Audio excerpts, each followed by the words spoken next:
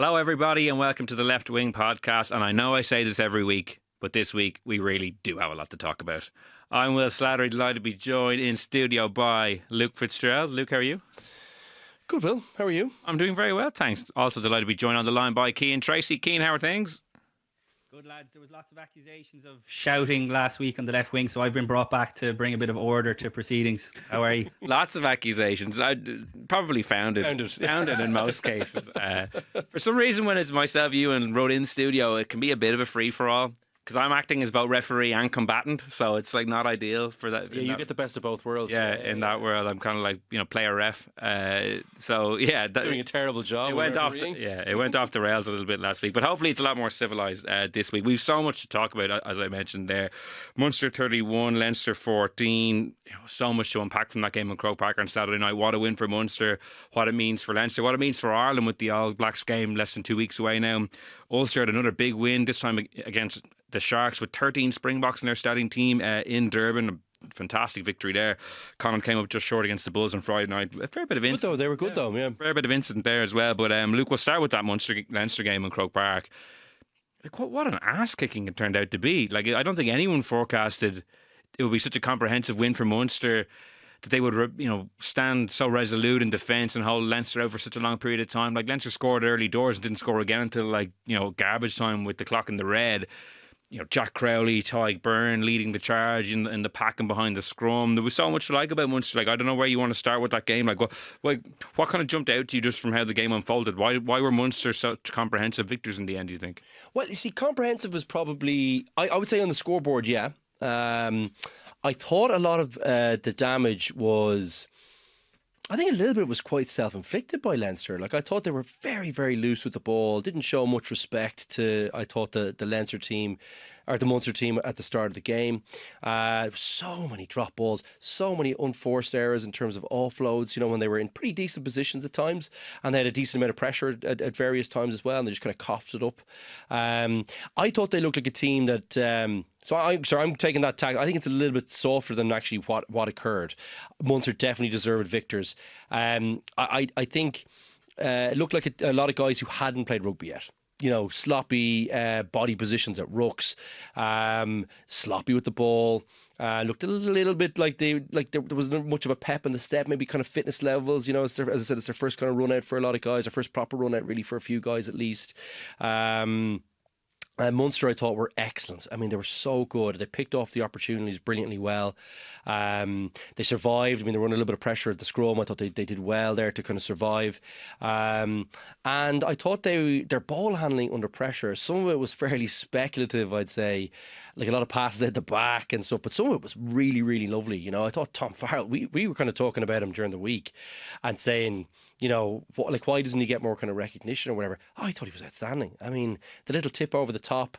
I mean, that's an inspired piece of skill.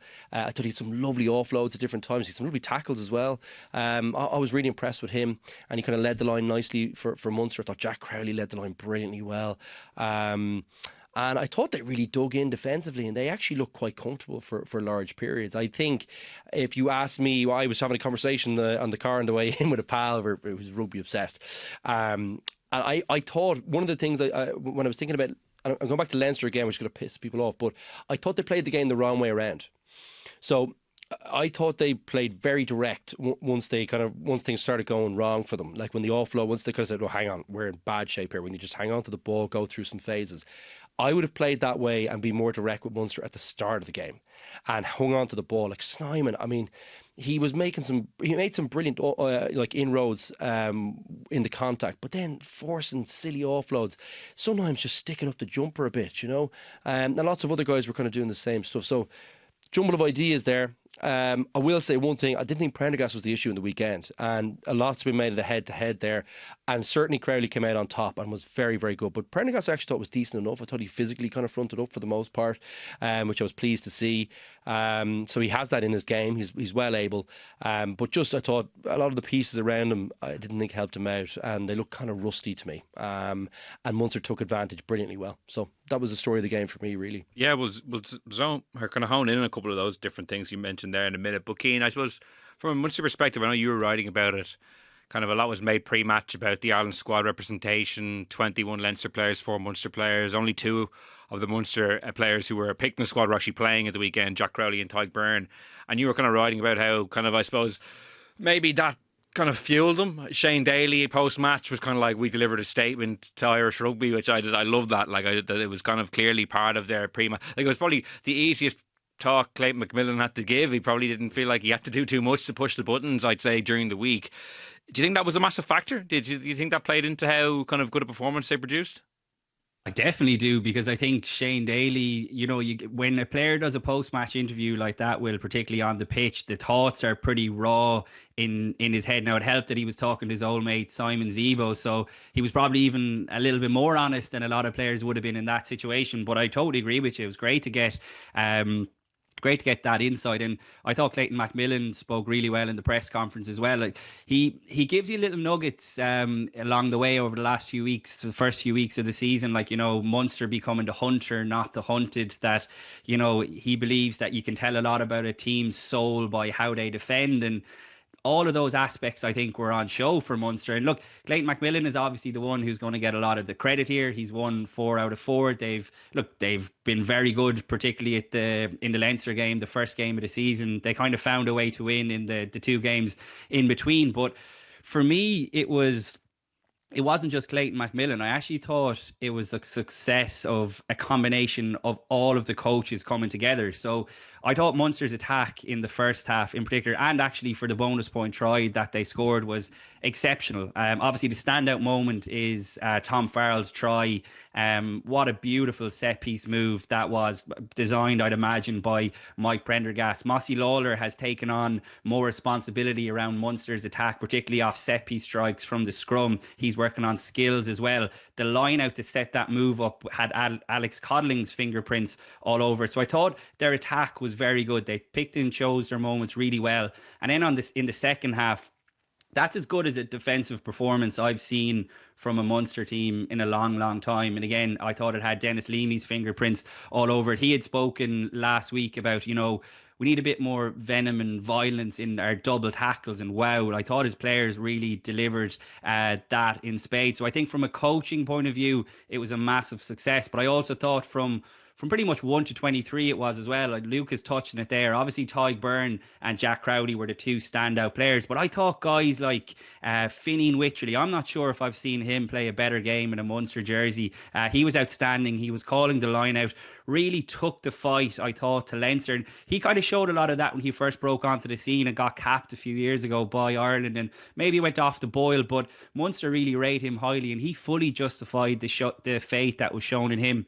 I thought another guy in a similar category was Jack O'Donoghue, a guy, again, out of the Ireland picture for the last few years, but he was outstanding. Doesn't always play at open side. Munster were clearly short there. So there's 2 guys who kind of fly under the radar a little bit. Then you had the younger guys like Brian Gleeson. I know he was only on the pitch for 20 odd minutes, but you can see why there's so much excitement in Munster. You can see why Andy Farrell picked him to travel to Chicago. Unfortunately, obviously, he's now fractured his elbow, so he's going to be out for a while. And Edwin Adogbo, who only played 40 minutes, but again, you can just see the difference that he makes in sheer size alone. So I thought from 1 to 23, I thought the bench had a really good impact as well, Will.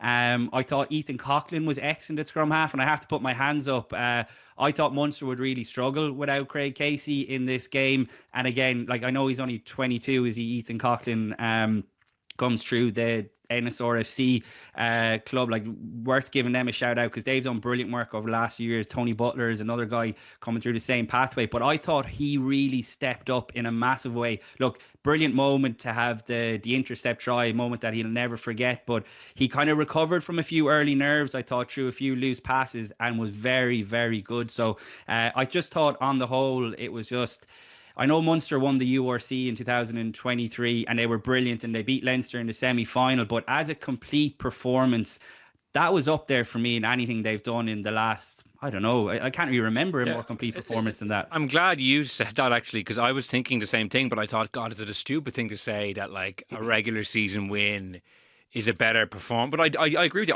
I'd go back to maybe the 2011 Celtic League final. Like since then, I honestly think that the South Africa ones will. Some of those ones away from home. They were very good, but I thought to beat a full strength Leinster play. team, I thought it was really impressive at the weekend. A lot of those games in South Africa were real tight, arm wrestles, and this was as well. But they actually beat Leinster in most departments, and the fact that they had the balls to go and get the bonus point at the end. They kind of just weren't seeing it out there. We'll be happy to scrape a win here. They actually went down the other end and got 5 points. I just thought some of those South African wins were kind of smash and grabs. Like they did well to stay in the game and score a late. Like they scored a late try to win the URC. They, when they beat Leinster in that semi-final, it was a late drop goal against a much changed Leinster team. Like this was a very strong Leinster team, missing a couple of bodies, but pretty much a full strength team. And as Cian said, they beat them comprehensively. I agree with them. I think that was one of their best wins in 10 years. You're not convinced? You're entitled to your opinion on it. Yeah, I think. Sorry, hold on. So, no, maybe that's been misconstrued now because you said it was the best performance since 2011. I thought those wins, those road wins on the way to victory in the URC, I thought they were better. And some of the attacking rugby they played down in South Africa, if you ask me, they were the best performances I've seen.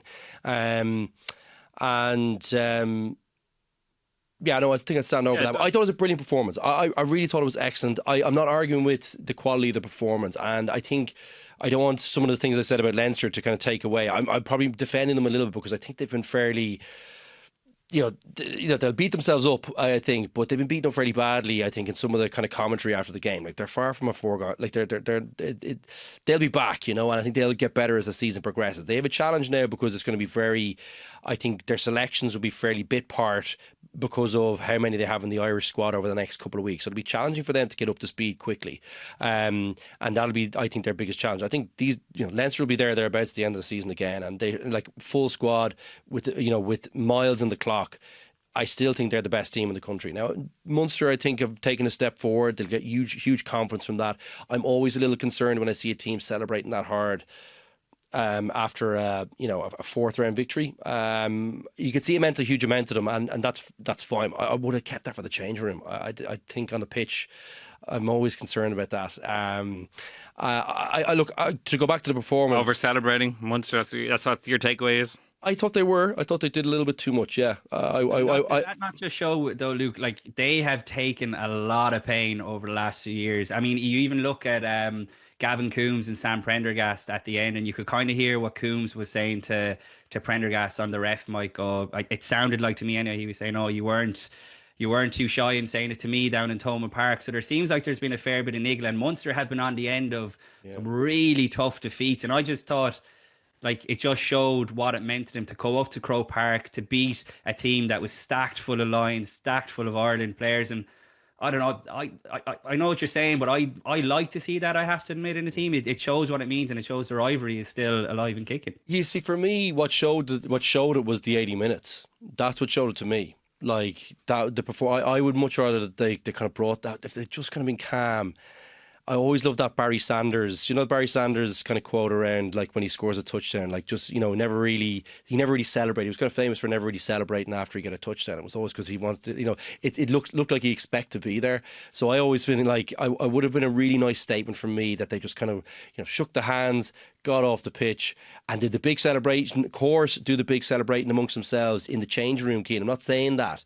And maybe I'm being a bit of a grumpy old fart about it, but I just would have loved to have gone, no, we expected that. I know what do you know what I'm saying? I would have loved to them just to gone. Part of me thinks we expected to do that. Part of me thinks that if they hadn't celebrated like that, it would have made it feel like bit anemic-y kind of like, it's the URC game. Yeah, that's maybe on the URC round 4 game. Who cares? Like, who cares really? But where in reality, like, that was a statement win. That was a massive statement win for Munster, and I'm glad that they celebrated it as such because it gives it almost more legitimacy in my eyes, like, because it felt like a big game for me.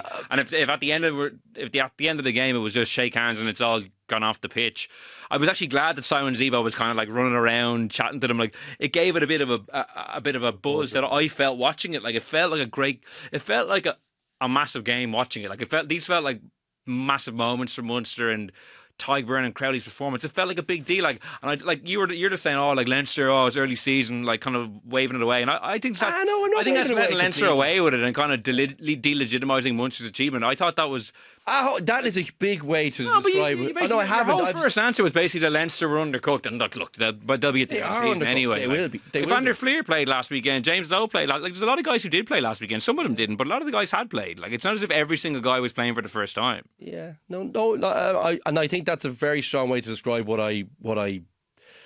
my thoughts on the match. I just think, I would just settle a little bit. It's not as bad as things are being made out in Leinster, and it's not as good as it's being made out in Munster. I still think there's a journey for them to go on to be winning, European Cups, which is essentially, the league is very important too, but there's a journey for them still to go on. I wouldn't say it's, that is a big step in the right direction, and it'll give them belief.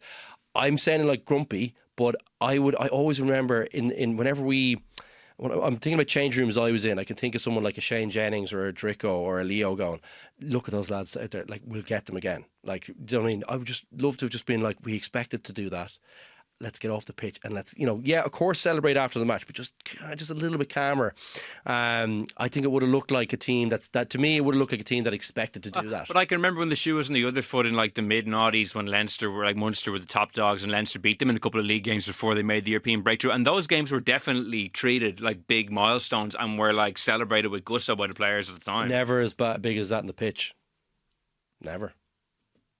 But what did you? We're getting hung up on this point. I just would prefer. That's my preference in sport. Is generally to go. I'm trying to think back. I was too busy filing a match report on full time to have my head up. But what were the interviews and all that? It was just the interviews, and maybe it was just Zebo just hopping around. It's because Zebo was bringing the energy. I was just would you just relax? It's the fourth game of the league. Do you know what I mean? But away from the TV stuff, what I saw, and the Munster fans weren't all together in the stadium. They were kind of dotted around, and they really made themselves heard. But what I saw was the players kind of acknowledging them, as in being in the stadium. I didn't really get the sense from being there that there were any mad celebrations and anyone was getting ahead of themselves. And I think that was reflected in Clayton Macmillan and Tadhg Beirne sort of afterwards and what they were saying. Maybe I'm giving a lot of stock to the Shane Daly interview. To me, that was relax, buddy. Relax. And if I was Leinster, I'd be we'll be seeing you at the end of the season. I would sort it out then. And that'd be my view on it, or we'll see Ian Toman and we'll sort it out then. I would never have given that to them. I would just look like you expect to win and go from there and save that for the final when you win the thing. That's what I would be. That's my. I'm looking at the two of you and it's a proper. That's going to end like a lead balloon, but that's my opinion on it. And I always that was how I was kind of taught. Even in those games where you're not expected to win, just be calm in front of them and just let them know that you expect. I think they were reacting more to the energy Simon Zebo was bringing as much as anything, because he was obviously going to town with all the interviews, and it's hard to just kind of be very demure when he's kind of jumping up. And maybe I'm still a bit I was can't wait for the next match. That's what I was just cannot wait for the next time Leinster play Munster. I'm hoping that the full team is available. Yeah. Was what I was thinking when I was watching that. Fair enough. Let's just talk about, there's two guys I want to discuss in particular from Munster, Cian. Tadhg Beirne is one, but it puts paid to the notion of the Leinster guys being so undercooked. Tadhg Beirne, how come Tadhg Beirne can come in? He's unbelievable. I thought, did I see someone described it brilliantly to me today. Now, I think it was probably a little overdone because I just think Dupont is one of the best of all time. Someone said he was better than Dupont. He's not better than Dupont. I saw someone who I respect talking about it, and they were kind of saying, Tadhg Beirne. And what I will say is, he's by far the best player in the URC. He's unbelievable every week. He's Munster's best player every week. He seems to come up with a big play at important moments all the time. What a player he's turned out to be. Yeah, I remember I tried to describe him once on the show, and I didn't do a good job. And what I meant to say was basically, if you took the best workhorse in your team and combined them with the most X factor player in the team and blended it into one, that's Tadhg Beirne. From minute 1 to minute 80, he's producing but everything huge he does is moments. He produces a huge turnover in the first minute, like he did in the Lions' first test, setting the tone with a turnover penalty for 3 points. And he comes up at the end, he was sacking mauls and getting turnovers deep into the second half on Saturday when it's his first game of the season, and that's being used as an excuse for Leinster players, but it's not hindering him at all. I thought he was absolutely unbelievable. But I would say he's coming into a team that's playing together, that has played together more at the start of the season. They're more battle hardened, and I would say that was an easier transition in for him, and he was brilliant. And I think I just love watching him play. I love watching him play. Like everything he does is so good. Like he never misses a tackle. He always seems to be in the right place to sniff out a dangerous opportunity. I actually think he's excellent in attack as well. Like his rucking is so good. He's got lovely ball handling skills. He rarely kind of drops the ball. I know a few ones in the Lions kind of when they had him out of position. I thought they didn't really. That messed him around a little bit. You could see he settled back in and around the test matches and obviously he was player of the tour or whatever. But I love watching Beirne play.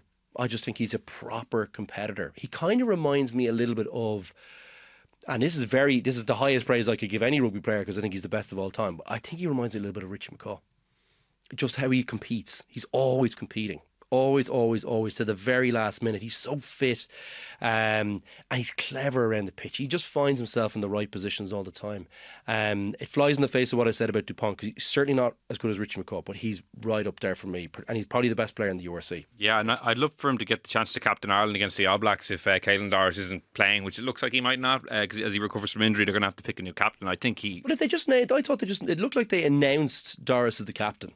But if he's not playing against the All Blacks... Oh, yeah, sorry. Yes, I mean, I would just assume if they'd announced him that he was in. But maybe I don't see. Will, can I just make a quick point about the Leinster players before we go back to praising Tadhg Beirne, which is fully deserved, but I think we're being a little generous. Well, certainly I think you are, Luke, because the previous week 5 lines came back for Leinster and were all outstanding against the Sharks. Like they were part of the reason why they won so well against the Sharks. I actually think it was the guys who came back in just didn't get up to the pitch of it at all. And like I know they were coming back into a different team, but most of them are playing over the summer together for the Lions, and the quality of players that they were bringing back, I think you'd have expected a hell of a lot more. And I think Leinster have questions to answer about why, and Leo Cullen was scathing in his post-match press conference about this, like why Munster were hungry or why they wanted it more, and paraphrasing things like that, when the quality of players that you're bringing back. So that's sort of something for Leinster, I think, to think about over the next few weeks. But obviously, they're not going to see these guys until the Champions Cup in December. But just a quick point to add to Tadhg Beirne.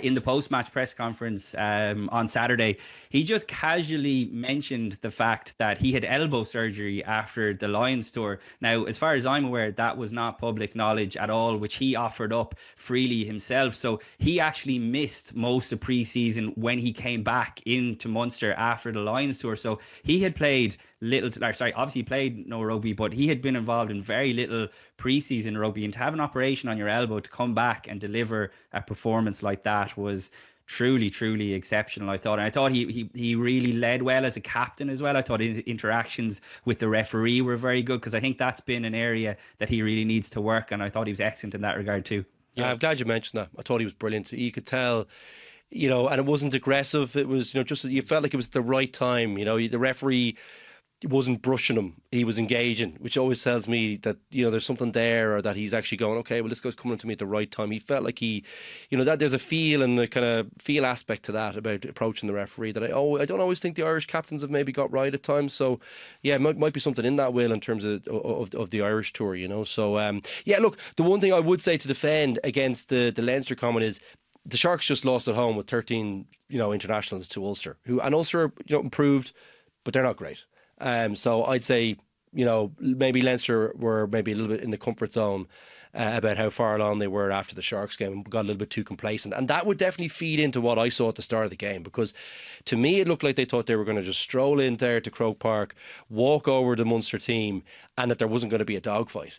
And as soon as the dogfight occurred, I thought they were way too late to realise that they had to change the game plan, and they actually had to front up and win the match physically before they got anywhere in the game. And Munster hit the pitch right away. They knew exactly what they needed to do. They look like they look well coached. They look like a team that's been winning, and they look like a team that's been playing together for a couple of weeks to me. And I thought they delivered brilliantly, and they had the big moments in the game. Like they had the crowd. Like we haven't even talked about the Crowley crossfield kick off the scrum. Like that was absolutely a magic play. The short, like that's an unbelievably difficult skill to execute. So they had their big moments in the game too, and I really don't want to come across as disparaging, but I just feel like it's been a little bit over-egged that Leinster are kind of in disarray. Like, I really don't think they are. I think they're going to have a challenging start to the season. They really haven't helped themselves. They're in a bit of a hole now, and they've got to dig themselves out. But there's huge amounts of quality to come back in there, and I expect them to get it right. And I don't think it's as bad as things are saying, as people are making it out to be. I think they're a little bit underdone still. What's your read then, Cian? Because I look at it, I think. Some people think that Ireland are maybe a team who've played their best rugby and potentially are declining because of the age profile of certain guys. And if I look at Leinster, somewhat similarly, not like I don't think they're. I think this Leinster group peaked playing rugby under Stuart Lancaster in 2022. I think that was the best this group have looked. And I don't think they've been as good since. I know they almost won the Champions Cup 2 years ago in Spurs Stadium with the kind of defensive performance and holding Toulouse to no tries. They didn't score a try themselves and they were a drop goal away from winning the game, but they didn't win it. Last year kind of went off the rails against Southampton. Yes, they did rebound to win the URC. They did do that. So we can't take that away from them. But I don't think they're as good as they were a couple of years ago. I don't think their peak... Like a few years ago when they were really humming, I would have been like, okay, if Leinster play at their best, I can see them beating any team at their best. Now, they didn't often bring their best in the best day, and I think that's why they didn't win. Whereas now, I'm like, Leinster at their best. Do they beat Toulouse at their best or Bordeaux at their best? I don't think so. I don't know what you think of where they are in the life cycle of the team, but again, at the weekend, I agree with you, Cian. I don't think they should have been as bad as they were because of it being an early season game. Tadhg Beirne, as we said, hit the ground running, and he played more rugby than anyone in the summer. I just think this Leinster team aren't as good as they were. And there's kind of questions around the coaching staff. There's questions around the performance of some of the key guys.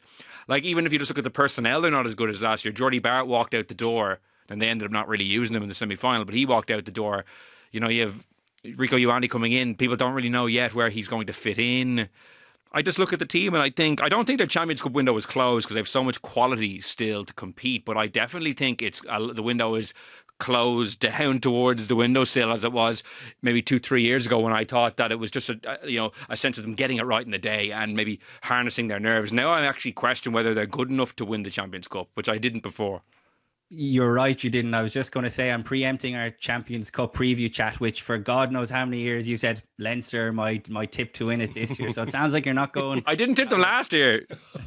And look, to be serious, I would agree with what you're saying there. I don't think this is the best version, but I'm probably more on Luke's side that I'm not writing Leinster off at all, off this performance. I know you're not doing that, Will, either. There's a big body of evidence there going back the last couple of years as well, but I don't really think they look like an aging team at all. You look at last weekend, it was a big call to start Paddy McCarthy, and he was playing very, very well until he unfortunately had to go off injured. Playing Alex Soroka in the back row was a big call. Having Fintan Gunn on the bench ahead of Luke McGrath is a big call. These are all young guys who I think are coming through. So I think the evolution is happening in front of our eyes, but might not be as obvious maybe.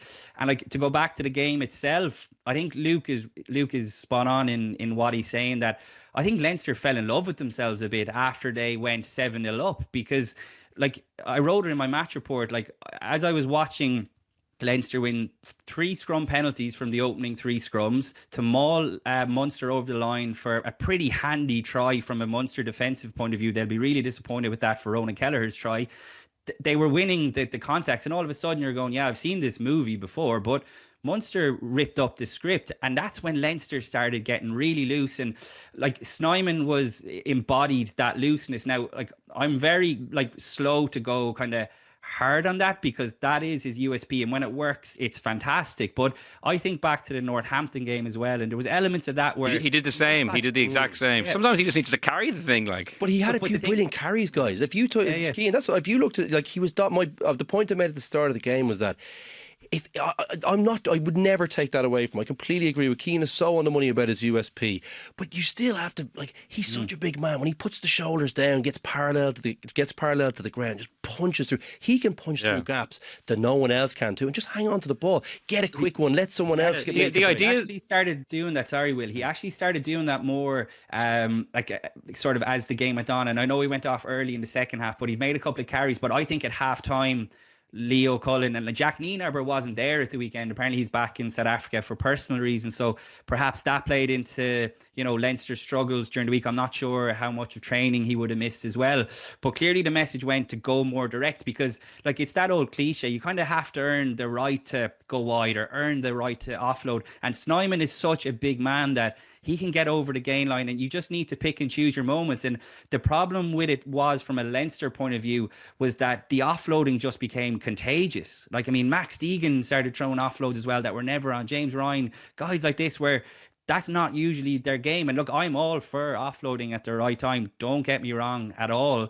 But Leinster's game plan, which was so obvious from the very start of the game, and it worked perfectly. The fact that they'd picked a 6-2 split in the bench. Now, I know they reverted to a 5-3 after Jack Conan pulled out, but the fact they went for a 6-2 split in the bench showed you that they were coming to absolutely dominate Munster. And on paper, they should have been able to do that. And they fell in love with themselves, I think, after first 10 minutes, after scoring try, 3 scrum penalties, mauling them over, and they completely went away from the game plan, which I imagine they'd worked on all week. So whose fault is that? Is it the players? Is it the coaches? It's probably a shared collective. But I think when they reviewed the game this week, they'll be bitterly disappointed at having started so well, that exactly what they wanted to do in terms of physicality, being confrontational, they just moved away from it, and they paid a heavy price. And they got lulled into when they made some, because they had some lovely bits of play, but then they kept going for the killer blow just too early. And so I think the point Cian makes, the point I made at the start of the show as well about Leinster having the game plan flipped the wrong way around is exactly what Cian was just saying there as well.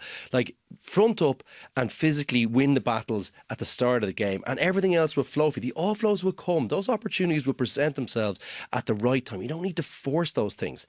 And I would say it's a shared responsibility, because I think someone so I would say your leaders on the pitch should be saying, guys, let's take a breath here. Let's hang on to the ball. Let's get low. Let's get bodies into the rucks. Let's clear them low. Let's clear the spaces, because Munster were in there. They were making a complete mess of things. It was slow. They had to hop over. Clear all that out. Let's really focus on this for the next 5 to 10 minutes. The good teams I played on, we didn't actually need the coach to come on and say a message to come on and say, lads, let's just hit a few rucks and smash a few people for 10 minutes here, and let's figure it out that way. Sometimes you need players on the pitch to say, this is what's happening for the next 10 minutes, because it's not going right.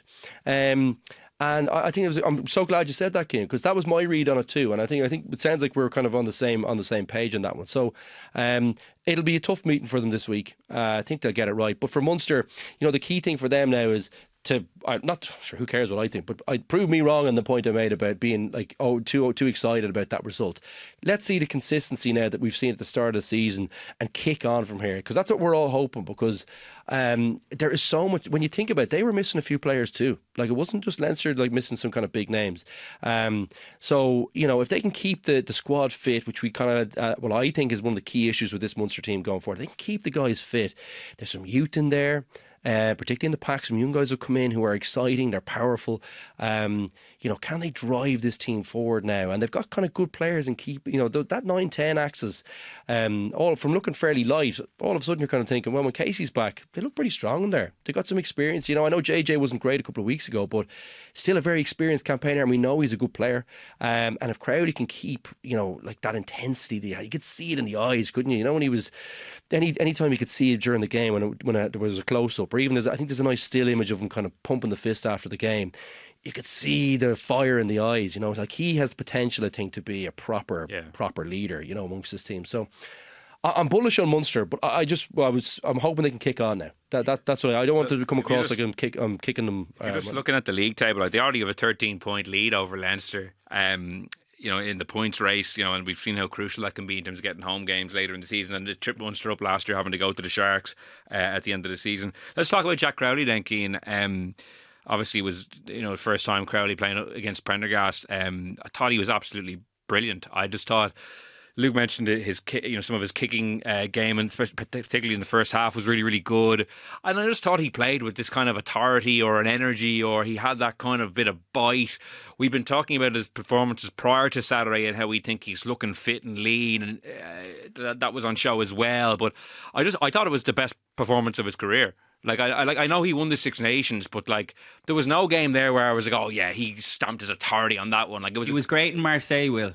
He was okay in Marseille, but the whole team were playing well, and they were, it was very much a team effort. I thought he was brilliant. I just thought there's so much to like about him on Saturday. I thought that was the real day where and I know he's won the ORC as well, and he played well in the run in there too.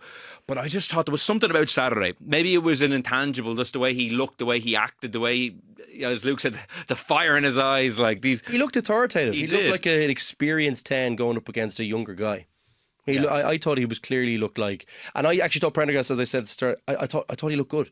Prendergast was not the issue for Leinster, but Crowley was the factor for Munster. He was brilliant. He drove on the team, and I thought I just love physically. He just fronts up defensively.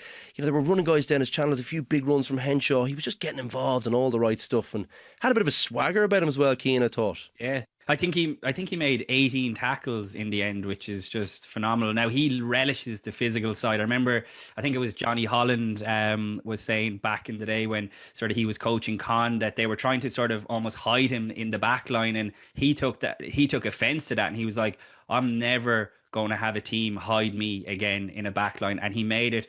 I'm not saying it's his point of difference, but his defense is outstanding. And I was watching him in the warm-up, lads, on Saturday, and he was just delightfully kicking these. Luke, you touched on the crossfield kick that he had. Was it to Abrahams? But he was doing that in the warm up as well. And going into the match, I thought back to his little chip and chase that he did against Cardiff, and I was kind of thinking, look, you're going to be faced with a seriously fast rush defense against Leinster. You have the box of tricks, I think, to unlock it. And I did write it in my preview as well, so this isn't like Captain Hindsight kind of thing.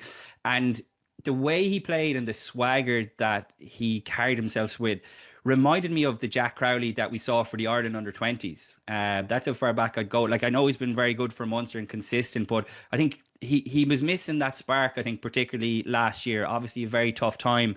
And sort of another story, at half-time, both teams were going off, and Crowley beckoned the Munster players to stay on the pitch at halftime. He gathered them in a huddle, and he delivered what looked like a rousing team talk. Now, I put a photo of that up on Twitter, and a lot of people were responding to me saying, "Oh, it looks like everyone's looking at Tadhg Beirne," which, to be fair, they were in that picture. But I can assure everyone it was Crowley who got the players to stop and who started delivering that team talk. And sort of another story from back in his school days, so he went to Bandon Grammar, and in the 2019 Senior Cup, they drew with Glenstall, who were the champions at the time, Ben Healy's team.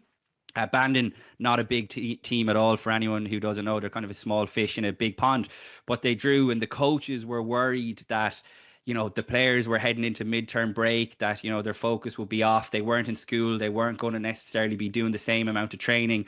And Jack Crowley was captain and seemingly got the players together and said, no, we're on our holidays, midterm break. We're going in for the week, and we're basically acting as if we were in school. And then he went on to basically deliver a masterclass for Bandon that won the game. So all these little things and little stories that we've heard about Jack Crowley, it's about his resilience, it's his fight. And I don't think anyone doubted that was gone away over the course of last season when, look, it was a really tough year for him. Obviously, he lost his place in the Ireland team, but there was always going to be a second wind, just like there's going to be a second wind with Sam Prendergast now as well. But what a way and what a stage to deliver. I would agree with you, Will. Probably his best performance. I do stand by the fact that I thought he was outstanding that night in Marseille, Friday night, first game of the Six Nations. I thought he was exceptional, but this was just a complete performance. He tackled well, he kicked well, he ran the attack brilliantly. I thought his goal kicking, which it has been an issue, was excellent as well, particularly that one in the second half into the hill, because for anyone who wasn't there, it was actually quite windy as well, and the fact that Croke Park isn't totally enclosed with the hill can make it a little tricky, but he absolutely nailed it. And again, it was just how he was striking the ball. We haven't maybe seen him striking it as cleanly over the last while, and it just all all fed into what I thought was just an exceptional performance. Yeah, I like the point you make about, like, you know, some of his maybe just swagger from his under-20s days, because like if you're watching that game at the weekend and you don't maybe know much about rugby or you don't know the players, he looked like the international out half. Like I thought he played like that. You would know that if you didn't know much about rugby. You said, you know, who are key guys for Ireland coming up in this November. You'd be like, oh, presume that's the starting 10. Like, he's running the show. He looks like he has an authority. So Sam Prendergast's performance then, what did you make of it? Like, I thought he was fine. I thought it was a difficult day out for them. You know, maybe a more experienced 10 would have maybe, you know, been in a position to maybe grab the Leinster team or head into a Leinster forwards huddle and say, lads, up the jumpers for the next 10 minutes. You know, Johnny Sexton would have that kind of impact, or he'd be able to kind of get people to stop dropping the ball by just roaring at them, you know. And maybe further on down the line, another year or two, he's able to do that. But I thought he was good. I thought he was fine. Starting 10 now for Ireland. Should he not be doing? But I think we're on the same page as that. No, I know. It's a leading question. I think he's probably been put in there too quickly. You know? So I think we've both been that. And I don't know about Cian, but we can't speak for Cian. But for me, you know, I think that's been fairly evident so far this season. I think he's a young guy, learned his trade. You can see the skills. Outstanding player, a big hole in his game that I actually was quite. I thought he actually defended fine on the weekend. Thought he was fine. You know, didn't make any glaring errors. He got stuck in. He actually looked strong with the ball. I actually think he might have bumped Jack Crowley off at one stage when he made a run down the left hand side of the pitch, heading towards the hill at one point. So yeah, he was physical and he was competitive. He did some good stuff. He did some bad stuff. And you'd probably expect that from a young guy learning his trade in a team that was struggling to get, you know, direction in the game. And I thought they looked, you know, I think, you know, part of that is probably, I think Gibson Park had an off day. I couldn't agree more. And I think that kind of fed in, you know. I thought that was one of Gibson Park's worst games in a long time, actually. So I think any analysis of Sam Prendergast probably has to include the two, doesn't it? I think that's right, Cian. I'm glad you kind of agree. Now, I did think Sam Prendergast struggled in a lot of areas. I thought his kicking from hand was so loose, which is normally a real strength of his. And I think back to the very first scrum where Leinster got advantage off. They played off and they went out wide. And he just got caught in no man's land, kind of a rabbit caught in the headline. He got ragdolled there, he really hesitated from an advantage off a scrum, and I thought that set the tone for. He just looked a little unsure of himself. I think back to the second scrum penalty, just after the Leinster try, he had a really poor exit, and then he followed it up with a missed penalty to touch. And his kicking to touch is normally. I thought they were very short, Cian. Did you think they were? He looked like he lost confidence in the first half. They were better in the second half, I thought. Actually, I thought he kicked better in the second half. The same in South Africa. The team was more on top in the second half. I don't know if it's a lack of confidence feeding into that, because last year he was going for these really ambitious ones and like putting them on the 5 from the 10-metre line. This year he's been only trying to bite off about 10 metres. I'm not sure if it's... And he was going for that banana kick on the right. He did have one good one in the second half. But by and large, he wasn't even attempting to get much distance. He was literally just kind of nudging at 10 metres. So. I thought he looked a little bit... So even when he wasn't doing the bananas were not working. Like, they need to get... Like, why have Lowe on the pitch with that kind of cultured left boot if you're not going to use it when you're tight to that right-hand touchline? That seemed like a bit of a waste to me, because Lowe has a lovely left foot. So he's doing this banana that clearly wasn't working really. There was one good one, I thought, but the rest were pretty poor. And then on the other side, he was, you know, what had been pointed out as a differentiator between himself and Crowley, it certainly wasn't. I thought he was very conservative on a lot of those kicks where they kind of had hard-won penalties.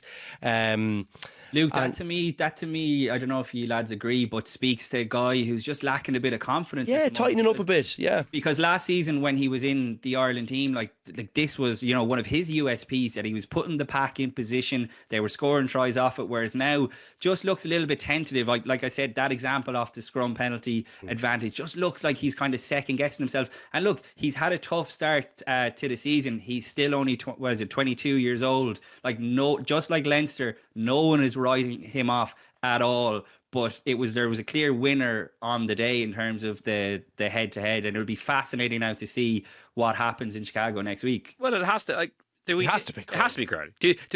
Put yourself in Andy Farrell's shoes, Cian. Like, do you expect Crowley's name to be read out on that Thursday of the All Blacks week? I think we are all in full agreement that Jack Crowley should be playing against the All Blacks. But Andy Farrell, unfortunately, doesn't listen to the Left Wing podcast. He What? doesn't. He doesn't care. But like he Or doesn't fool him.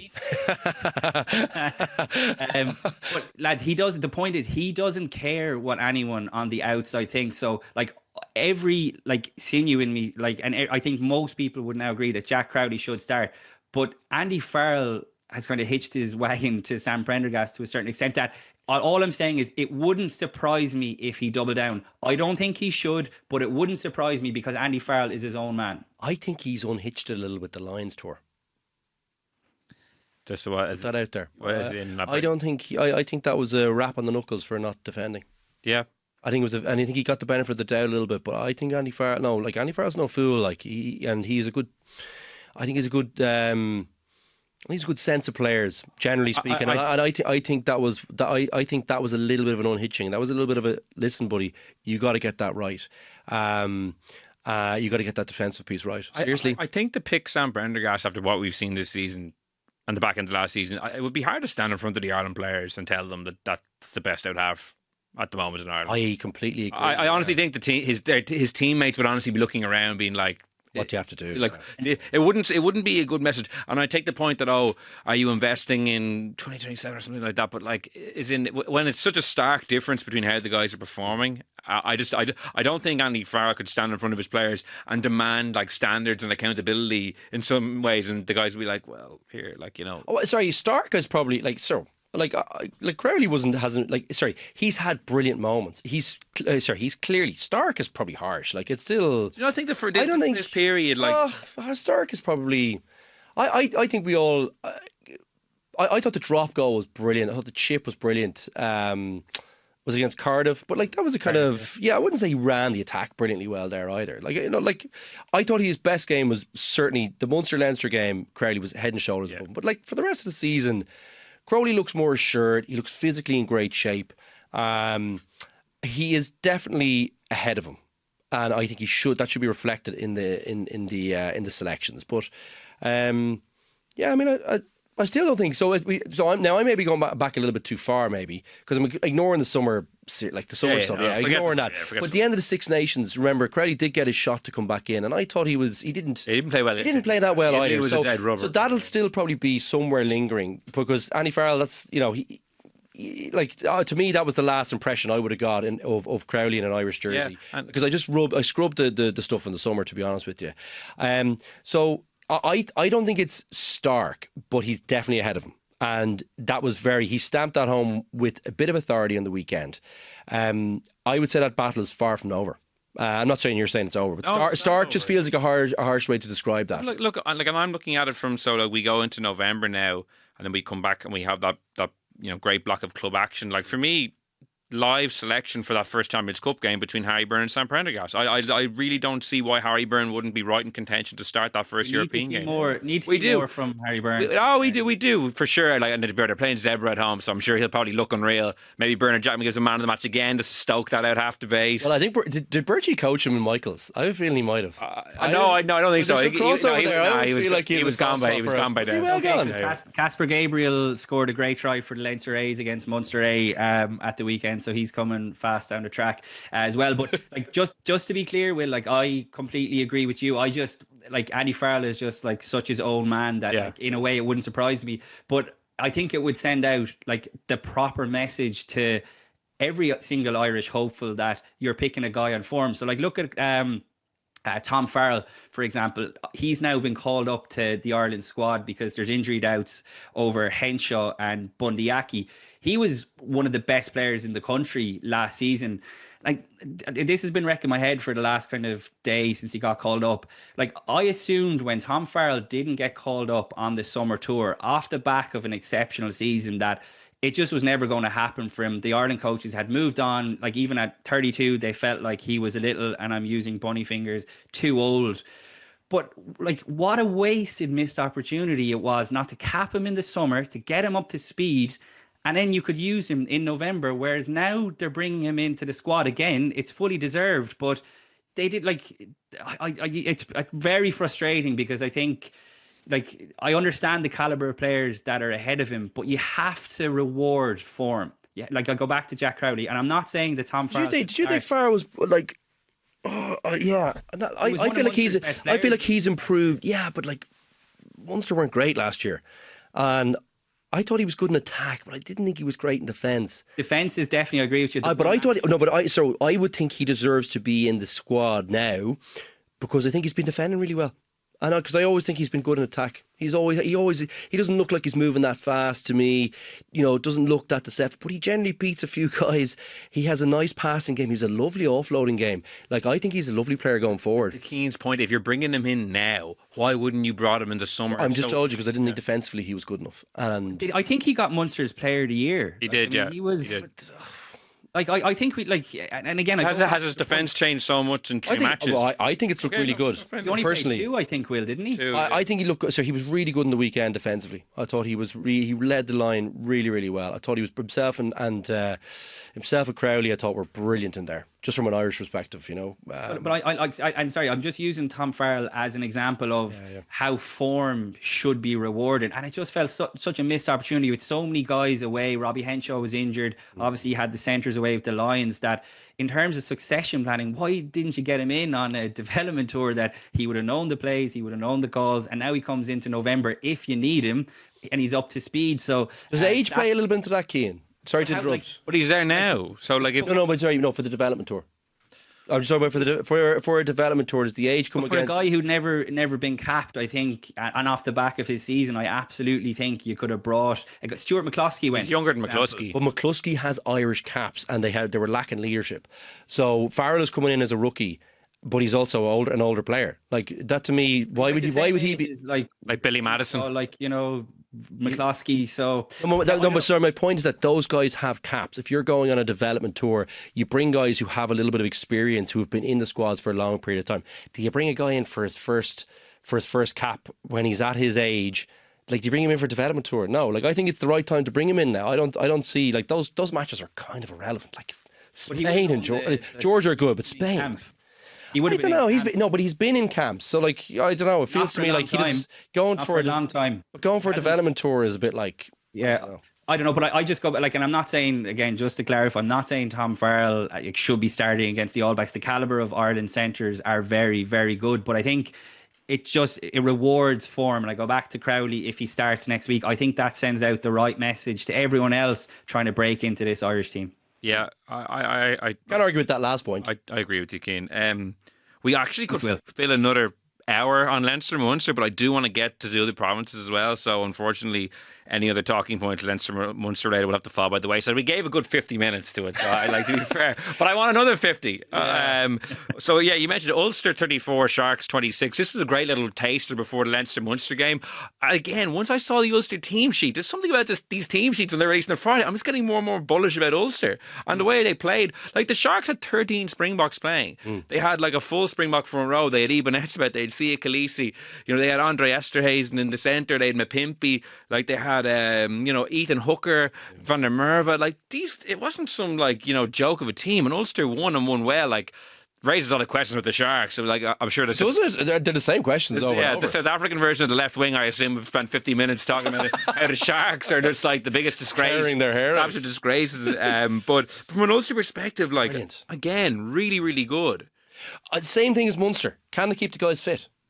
Because they've got a good team there. They have got a good team in there, and some of the new signings, they're good. They've made some good signings there. I don't think they would have. I don't think they saw Bell as being as good as he's going to be. I think he could be a great addition for them when he comes in too. So, looks like Augustus got an injury though at the weekend in an arm injury. Yeah, hopefully that's so. The key thing for them: can they keep the guys fit? They've got some. I think they've got a bit of young talent in there. They've got some old heads who are very experienced. Can Stockdale stay fit? Can McCluskey stay fit? Can these guys? Can they stay? That's going to be like a niggle is fine, but they can't have these guys going out for 2-3 months. They just do not have the depth. I think Richie, Willie Fallu, there's good characters in there with decent. Richie particularly has great experience amongst really good teams. He knows what a high performing team looks like. He's a winner. Like, Richie is a winner. Whatever you say about Richie, we saw what he did with the 20s teams. There's no backing that up. Doing that a couple of times, that's no mean feat, even if it's only underage rugby. And I think, you give him good resources, and to me that's players on deck in Ulster.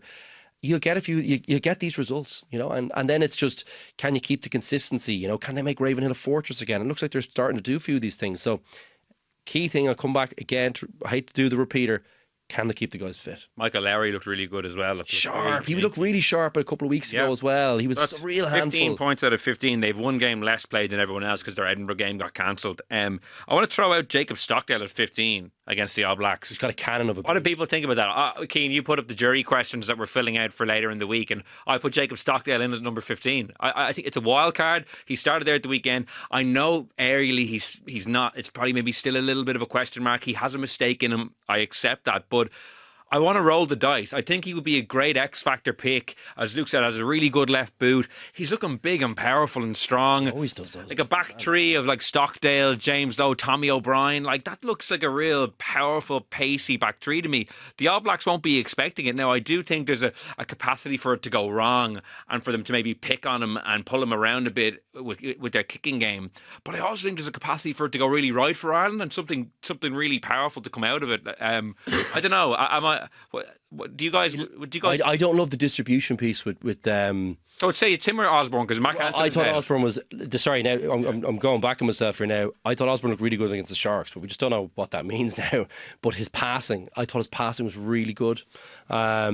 And I love my fullback to have a little bit of that, just because you've got dangerous wingers there. Tommy O'Brien is a handful if he's fit.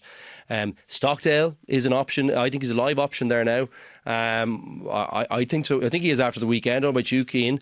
And then Lowe has got that X factor power as well. So you want someone to get the ball to them. And I just think, Stockdale for me is a winger. I think he's more comfortable there. I think he's more in and out of the game as well. I think fullbacks probably have to be a little bit more clued in for longer periods. I don't think you can have those kind of minutes, those moments where you switch off. Can't really have them on the wing for the most part as well, I think. But fullback more so, I think, because you have to be organising a little bit more. You've got to have a wider vision. And I think you get you're the last line of defence generally at fullback. So there's less room for error there. I accept that there is a risk attached to it. That maybe it'd be exciting. Yeah, but I think there's a big upside, Cian. What do you think about it?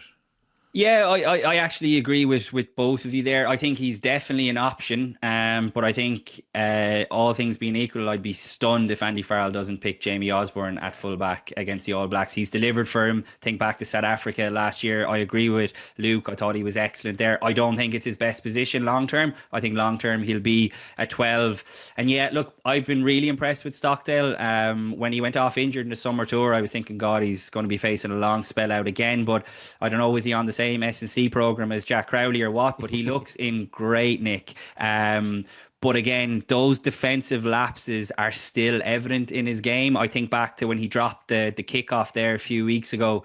You just can't have those moments at test level, and I think that will count against him when it comes down to it. But I can see the attraction in it. But just on Ulster in general, I think Stockdale probably embodies it. I think the impact that Mark Sexton has made since coming in has been exceptional. And I thought there'd be a few teething issues just in terms of like trying to get new ideas across, but like in terms of back-to-back victories, beating the Bulls at home and then going down and beating the Sharks. I know they're a bit of a rabble, but like the quality that they had, particularly up front, which is where I would have the concerns around Ulster. Can they live with the South African packs? Has been absolutely exceptional. The quality of tries that they scored at the weekend, like you mentioned Mike Lowry, Will, his try was brilliant. That little pass down the edge from Jack Murphy to set Doak away was brilliant. Werner Koch, who I think has been a bit hit and miss since he's come in. I know the Ulster fans seem to like him, the flowing locks. He's a bit mad and loose, but for me, I'd like to see a bit more consistency from him. But he was brilliant going back to his old team at the weekend. He finished his try unbelievably well. And then Tom Stewart's try was... The pace from Stewart there was unbelievable. Opened up, the big fella.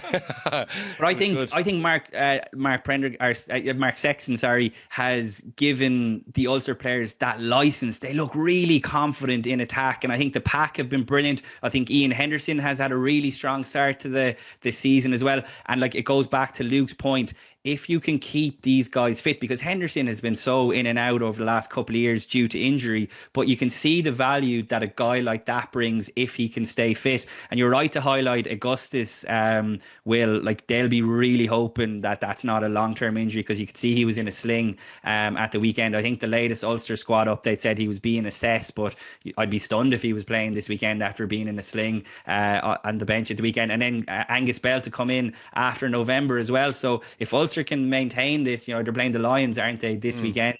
You're bringing in then a guy like Angus Bell. I think they've been a real surprise package, I have to admit, this season. I've been really impressed with them. I was worried about them too. I was worried about this year. Yeah. Hoping Augustus had an impact.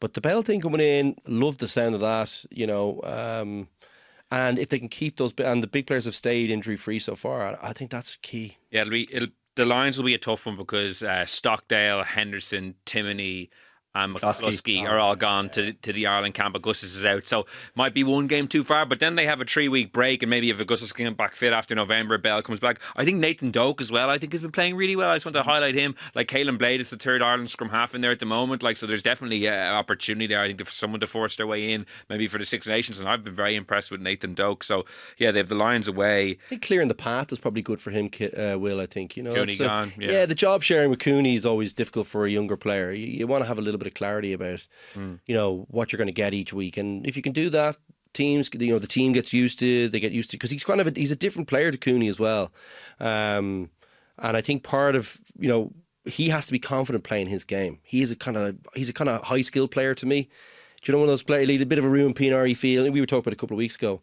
And I think he also has a big point to prove, Luke. I mean, when we were chatting with Ian Madigan, last week, I was pointing out that Doak was one of only 3 players on that development tour who was in the squad but didn't get capped. I would say that stung a lot, particularly because the calibre of opposition that they were playing. You did the hard work for a couple of weeks. So I think he's come back with a point to prove, and I think he's starting to prove it as well. He's still got a way to go to get into that Ireland picture, but for such a young guy, he's such a key leader for Ulster, particularly with Jack Murphy alongside him, who's obviously even younger. He's made a great start to the season. Let's just finish off with Connacht then. The Bulls 28, Connacht 27 last Friday night.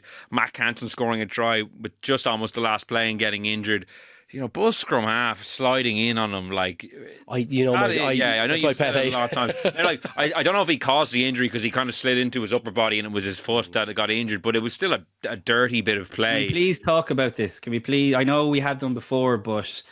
And Stuart Lancaster came out today and actually said he had no issue with it, which I was kind of surprised with, because I put up a few stills from it on Friday night, and my mentions from South Africans were they were not happy at all with me saying that these kind of tackles shouldn't be in the game, because what is a player supposed to do? We saw it with Cian Tracey at the weekend as well, which was a slightly different type of one, but I just hate anyone entering a tackle like that with their knees first, because you're right, Will. I think it was actually the player behind him who caused the injury to Mac Hansen's foot.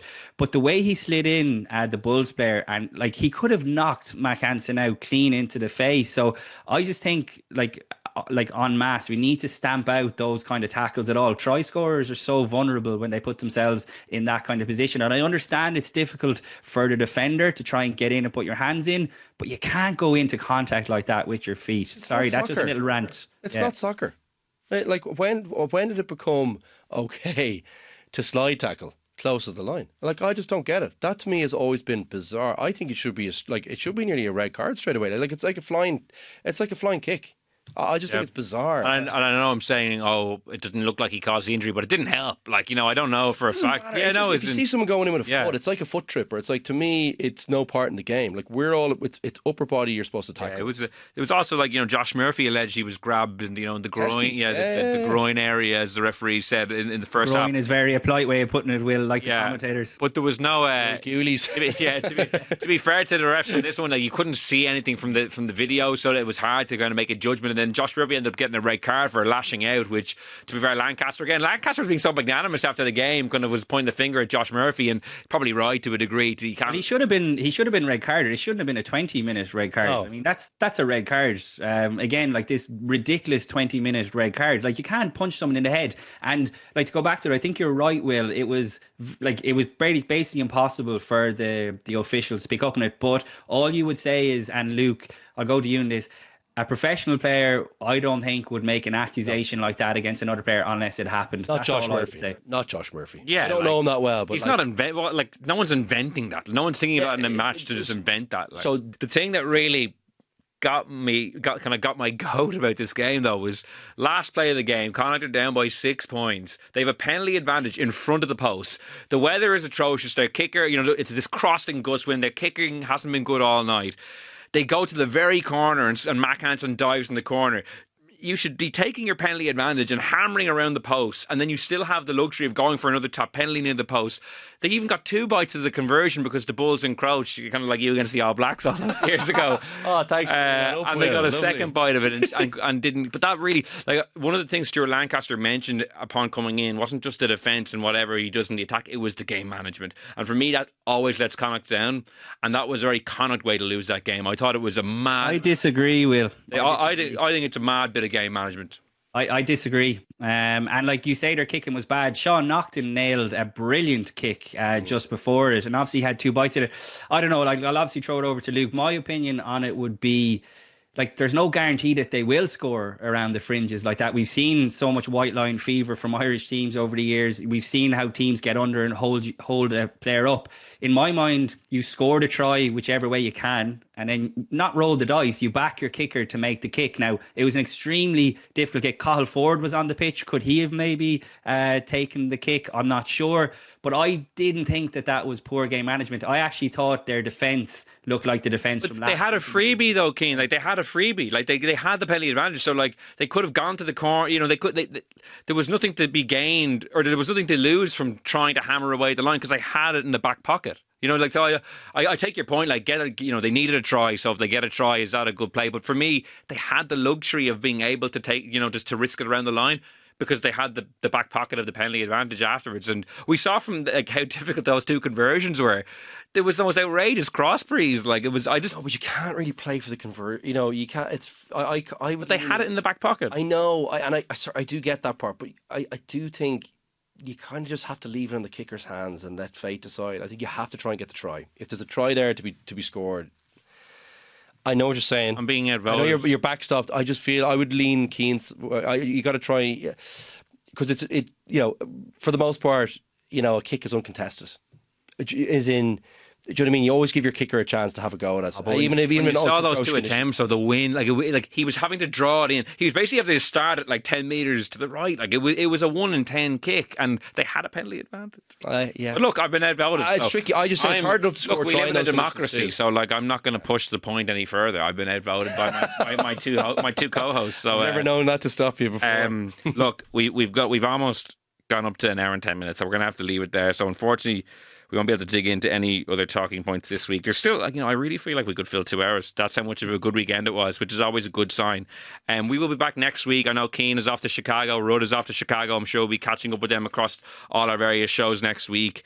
It just gets bigger from here. Ireland, New Zealand, will be doing all that preview stuff next week, looking ahead to the big game. Until then, thanks to Luke and Cian for joining me, and thanks so much for listening.